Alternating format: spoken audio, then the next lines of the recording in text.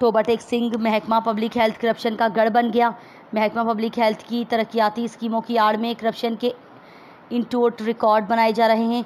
XEN Mohammad Salim, SDO Mohammad Shabbir और सब engineer Ali की मिलीभगत से करोड़ों रुपए की तरक्याती मंसूबों में नाकिस व गैर मयारी मटेरियल का इस्तेमाल, तामीराती कामों में पीसीसी 4 इंच की बजाय 1 इंच 1.5 इंच डालने और करप्शन का इंकशाफ।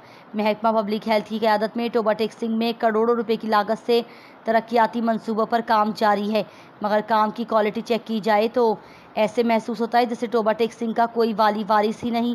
अगर महकमा पब्लिक हेल्थ की स्कीमों को देखा जाए तो तमाम स्कीमों को अधूरा छोड़ दिया गया।